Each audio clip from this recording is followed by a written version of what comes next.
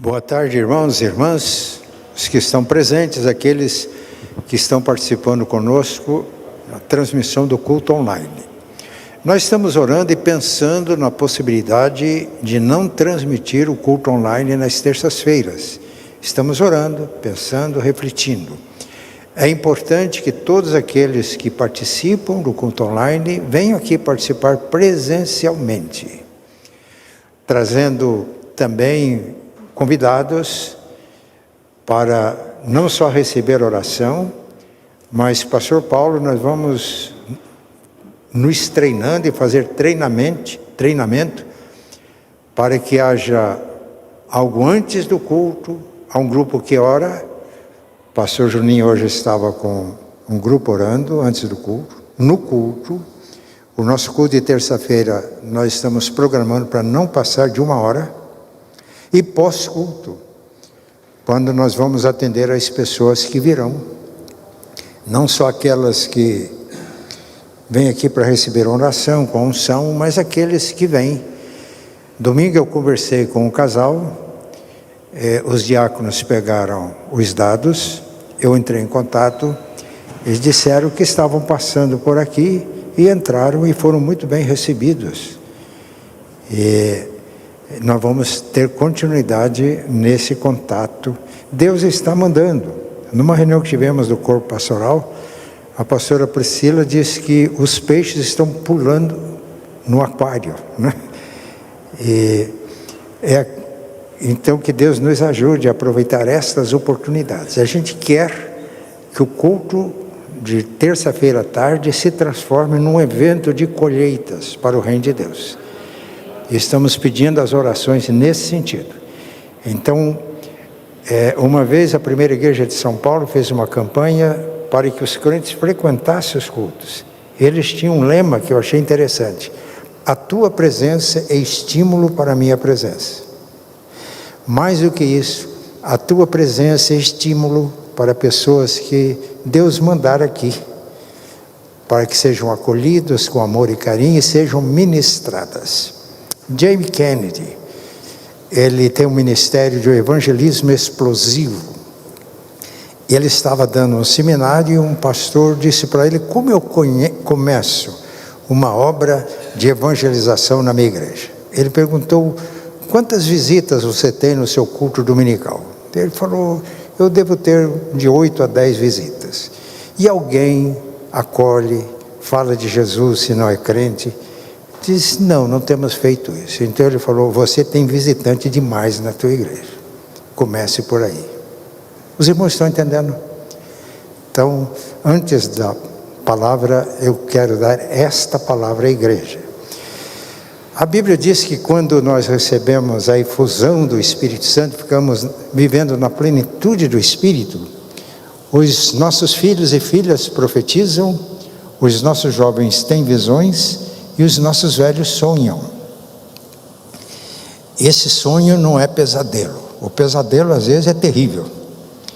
Mas quando nós sonhamos em comunhão com Deus, estes sonhos se transformam em gloriosas realidades. Então eu quero convidar os velhos para sonhar comigo. Sonhando vidas sendo colhidas para o reino de Deus.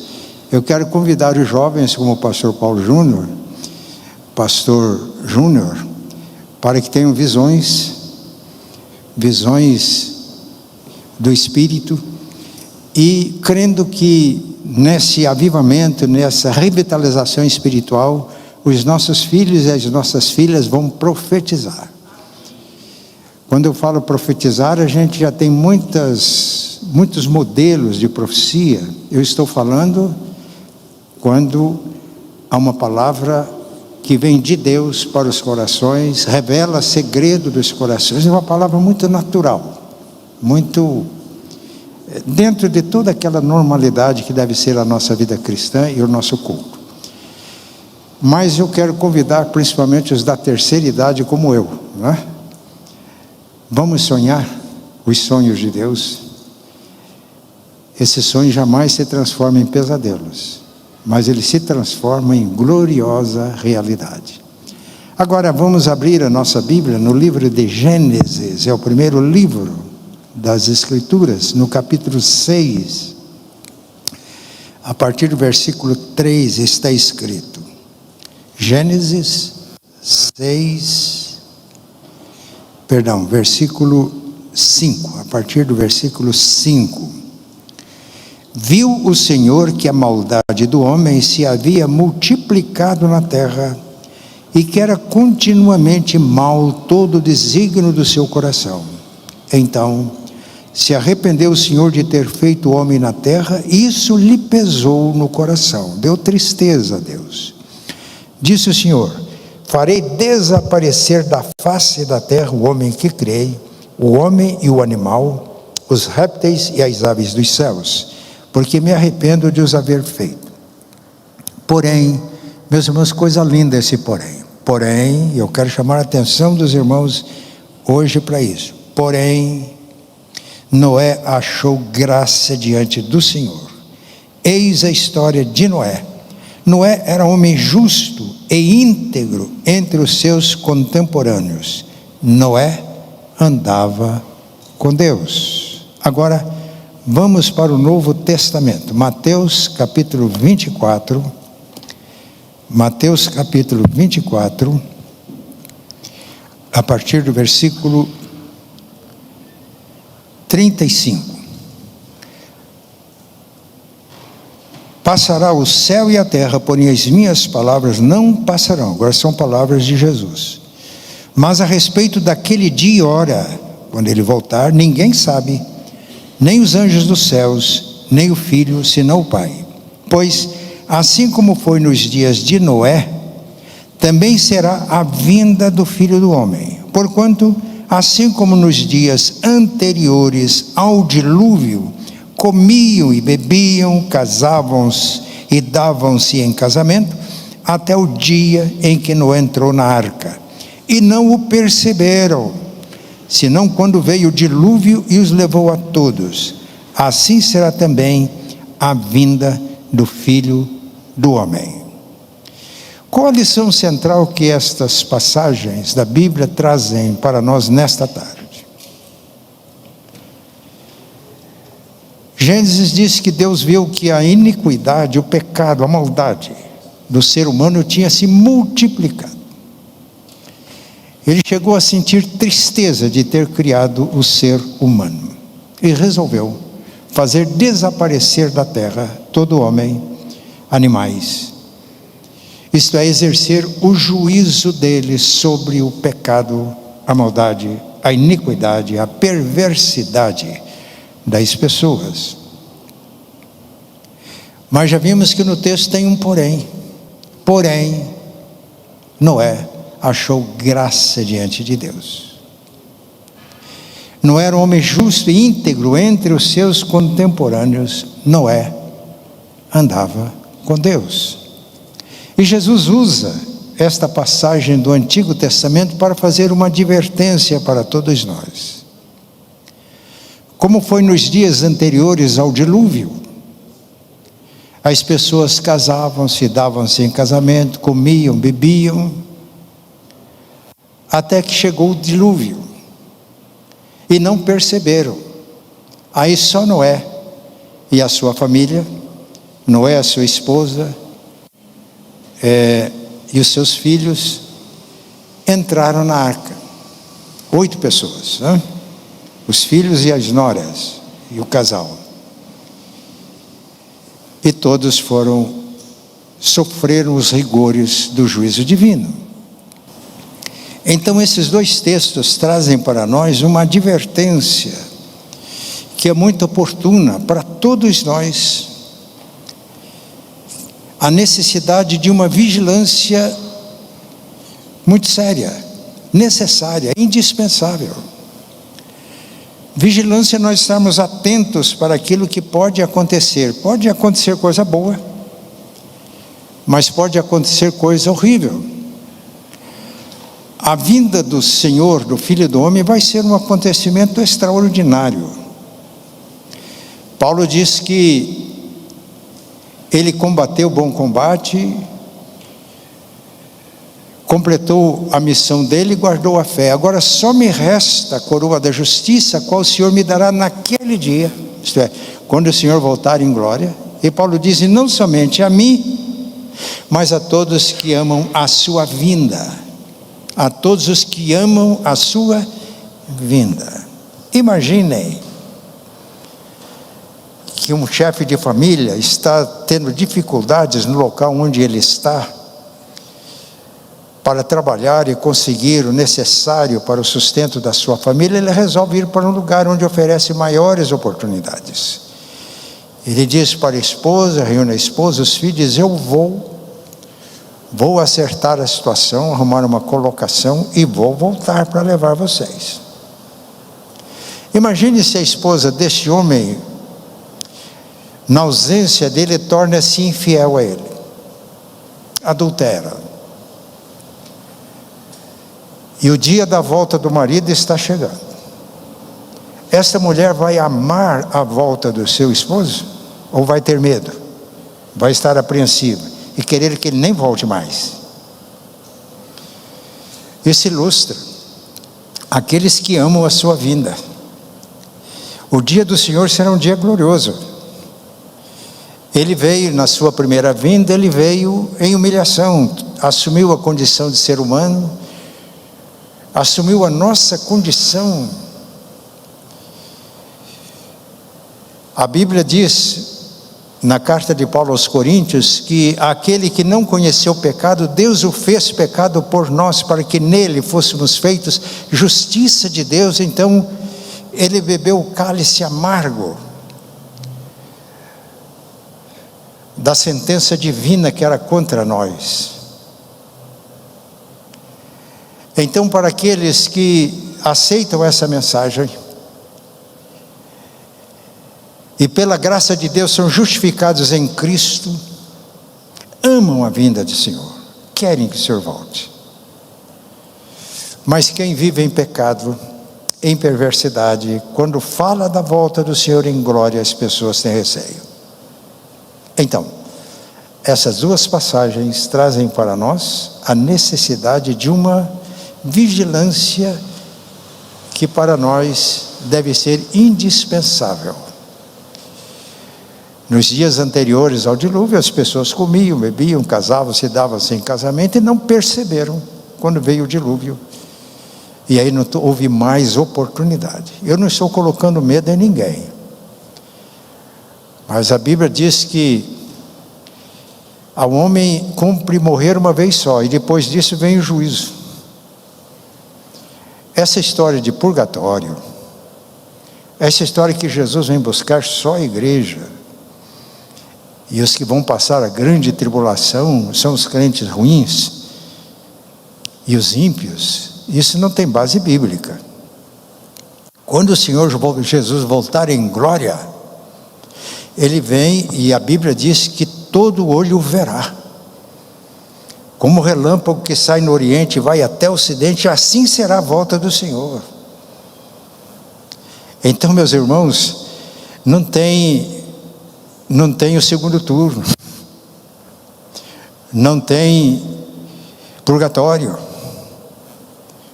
não tem reencarnação, tudo isso é antibíblico. Não tem arrebatamento da igreja, só da igreja, que vai com o Senhor, depois vai reinar com o Senhor no mundo 1000 anos. 1000 anos na Bíblia é uma afirmação simbólica. Não. Então a vigilância é indispensável. Como as pessoas do dia de Noé ficaram com essas teorias, eles não perceberam quando chegou o dilúvio e pereceram. Agora, há uma mensagem de esperança para nós. Vamos destacar aqui no texto. Deus viu que o ser humano tinha se corrompido, que a maldade do ser humano estava exposta. Todos tinham se corrompido. Os descendentes de Sete e os descendentes de Caim se uniram. E aqueles que eram linhagem santa, os descendentes de Sete, se corromperam, unindo-se à linhagem de Caim, que era uma linhagem ímpia. Uma corrupção geral. Meus irmãos, Stanley Jones, num de seus livros, ele diz: para quem apenas sente, o mundo parece uma comédia. Mas para quem pensa, é lúcido, o mundo é uma tragédia. Eu às vezes sofro, porque a corrupção hoje está sendo geral no Brasil. Eu às vezes prefiro dizer que não sou pastor. Eu já contei aqui algumas vezes de uma pessoa muito chegada a mim, que assumiu o pastorado numa das igrejas, numa igreja de uma das nossas capitais de estado, e quando ele foi fazer uma compra, precisava de parcelar, o cadastro dele, pastor Paulo, não foi aprovado, por uma razão muito simples. Na hora que ele disse: qual a sua profissão? Disse: pastor evangélico. A pessoa que estava atendendo falou: infelizmente, para pastores não há mais crédito. Para quem apenas sente, isso pode ser uma comédia, a gente pode dar risada. Mas para quem pensa, isso é uma tragédia, que deve nos levar às lágrimas e colocar a boca no pó.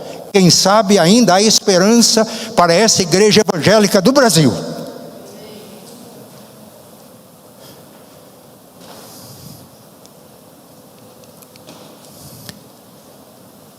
Porém, há um porém. Porém, Noé achou graça diante de Deus. Eu disse tudo isso e a gente pode ficar desanimado. Porém, Noé achou graça diante de Deus. Os demais não acharam graça diante de Deus? Só Noé? A graça se manifestou só a Noé? Eu convido os irmãos a lerem comigo na carta que Paulo escreveu a Tito, no capítulo 2, no versículo 11. Porquanto a graça de Deus se manifestou salvadora a todos os homens. Diante desse texto da palavra, eu pergunto: Noé achou graça diante de Deus, mas a graça se manifestou só a Noé? Vou reler. Porquanto a graça de Deus se manifestou salvadora a todos os homens. É assim que a graça se manifesta. No livro de Apocalipse, é uma carta escrita a uma igreja. Uma igreja que estava se afastando de Deus. Eles continuavam fazendo cultos. É provável que houvesse cântico, músicas muito animadas. Essa igreja considerava rica, abastada, que não tinha falta de nada. E Jesus disse para esta igreja, a igreja de Laodiceia: você não sabe que é pobre, miserável, cego e nu. E deu alguns conselhos, mas também deu uma esperança para aquela igreja. Eis que eu estou à porta e bato. Ele está falando isso para uma igreja. Se ele estava batendo a porta, de que lado ele estava?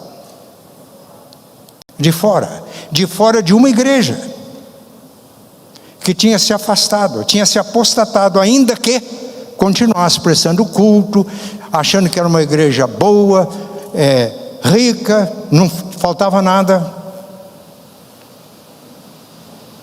Ele diz: se alguém ouvir a minha voz, ele bate a porta. Se alguém desta igreja ouvir a minha voz, e ouvir e abrir a porta, eu entrarei em sua casa, cearei com ele, ele comigo. Essa é a graça.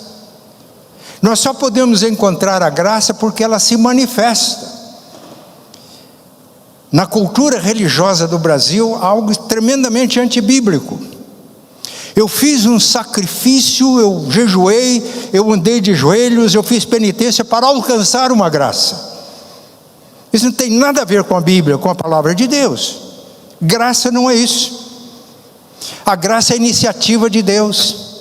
Não somos nós que vamos até Deus, Ele vem a nós. Ele está à porta batendo. O problema é que a gente não abre a porta. A esperança de que aquela igreja não fosse morrer de vez, a igreja de Laodiceia, é que os que ouvissem a voz abrissem a porta. Esta é a esperança para a nossa igreja, primeiro IPI de Curitiba.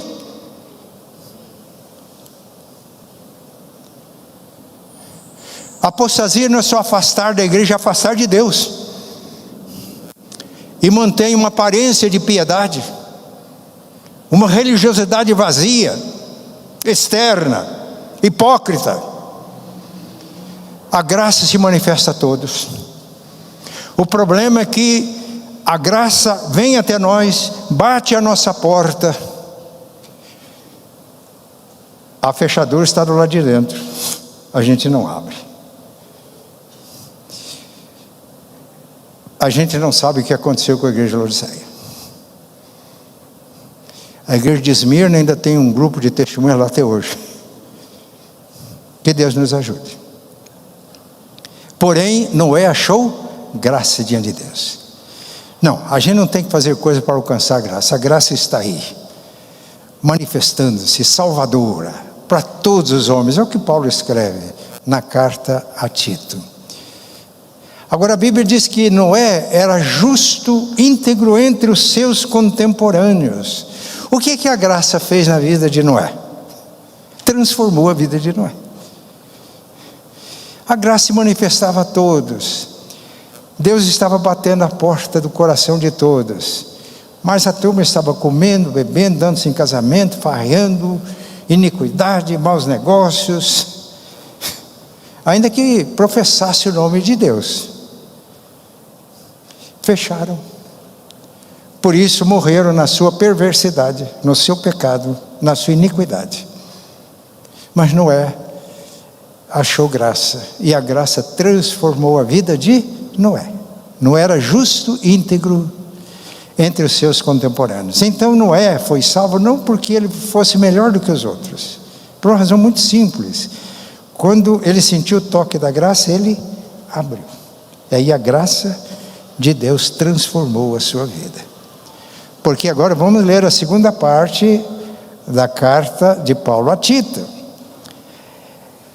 Porquanto a graça de Deus se manifestou salvador a todos os homens, educando-nos, isto é, a graça nos educa para que, renegadas a impiedade e as paixões mundanas, vivamos no presente século sensata, justa e piedosamente aguardando a bendita esperança e a manifestação da glória do nosso grande Deus e Salvador Cristo Jesus.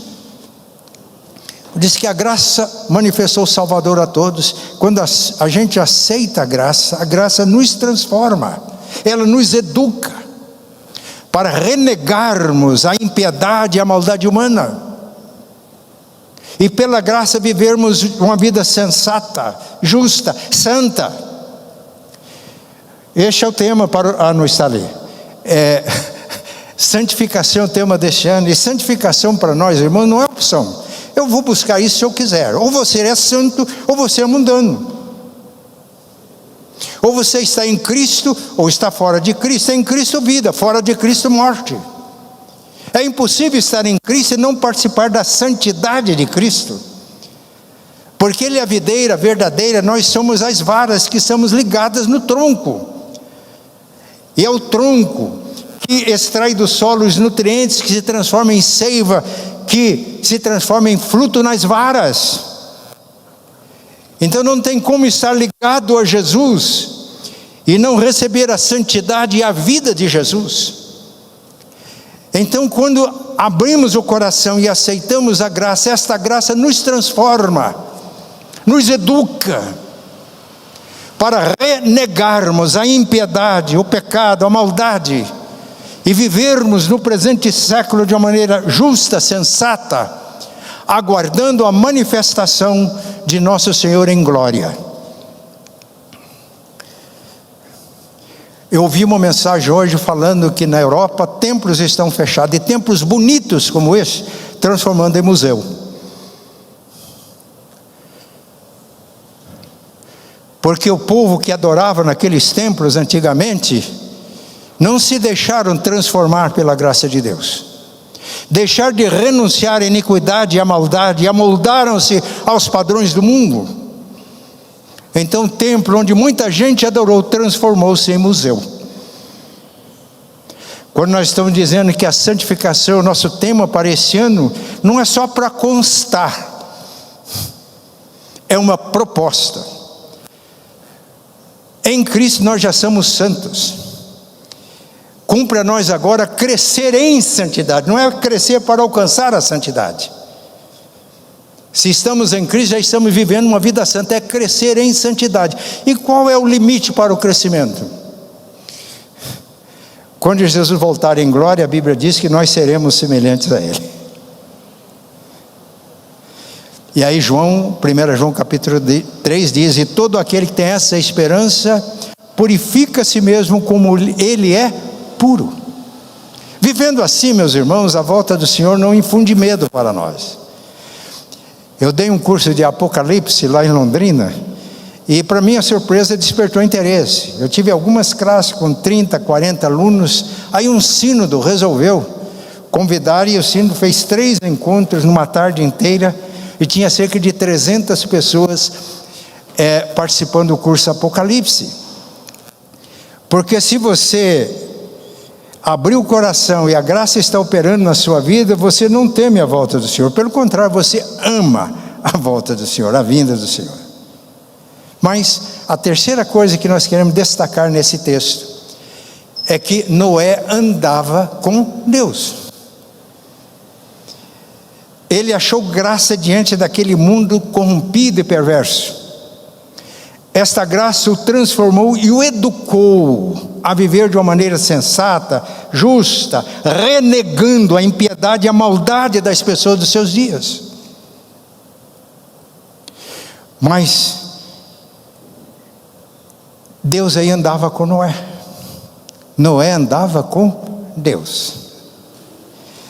Então, nós nos preparamos para a volta do Senhor em glória. E essa volta pode ser hoje, pode ser amanhã, ou pode ser daqui 1000 anos. O que eu aprendi no discipulado que os meus pais me deram, é que o crente vive preparado para a volta do Senhor agora, a todo instante. O meu pai era um homem que não tinha pendências na vida dele. Nem dívida ele fazia. Ele entendia que a gente deve estar contente com aquilo que Deus dá para a gente. Não se comprometia. Quando ele morresse, ele não queria que a família ficasse com problemas. É a cada instante. O Senhor pode voltar agora? Então a vigilância é essa. Estamos vigilantes porque Ele pode vir agora, pode vir amanhã, ou daqui 1000 anos. Para o Senhor, um dia é como 1000 anos, e 1000 anos é como um dia. E é vivendo assim, de uma maneira santa, justa, que nós nos tornamos testemunhas de Deus no mundo. É assim que nós temos segurança. É assim que Deus nos revela os seus planos. É assim que a graça de Deus se manifesta. A arca, ela tem um símbolo muito forte, porque na verdade é em Cristo que nós somos salvos. É em Cristo que nós temos vida eterna. Nós podemos estar na arca hoje, entrar na arca. Eu não estou falando de uma arca física, eu estou falando da comunhão do corpo vivo de Cristo, da comunhão com Deus Trino, e da comunhão de uns com os outros, nessa comunhão do corpo vivo de Cristo. Então essa vigilância é indispensável. Como eu estou vivendo hoje? Nós fizemos um diagnóstico aqui na igreja com a liderança da igreja. Fizemos 2 diagnósticos. O segundo, tinha gente que não participou do primeiro. E nós detectamos pontos fracos e fortes da nossa igreja. 8 marcas de qualidade. No primeiro diagnóstico, a marca que teve menor avaliação foi evangelização.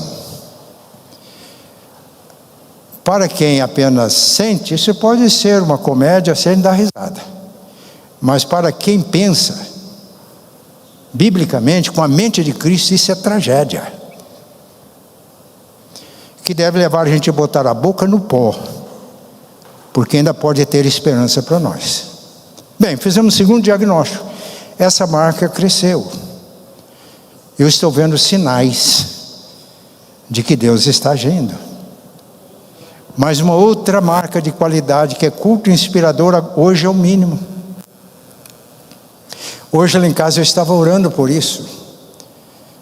Enquanto eu estava orando, eu disse: Senhor, concede-me a graça de eu ser um adorador, de ser uma inspiração para a igreja, para adorá-la em espírito e em verdade. Eu orei pelo corpo pastoral. Pastora Priscila, que não está aqui hoje, pastor Paulo, pastor Juninho, para que sejamos adoradores, que adoramos a Deus em espírito e em verdade. Comecei a orar pela turma da música. Quando chega o culto de domingo, eu estou aqui na frente com a palavra, o pastor Paulo, os pastores, e aqui são os músicos. Eu comecei a adorar e convido toda a igreja a orar comigo a partir de agora, para que Deus faça de cada músico um adorador, que adore a Deus em espírito e em verdade, e que seja uma inspiração para a igreja, para adorar a Deus.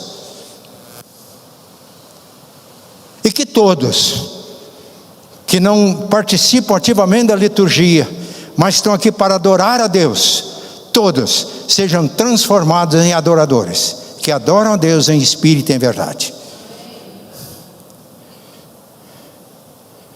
Aí Deus pode mudar completamente a nossa história.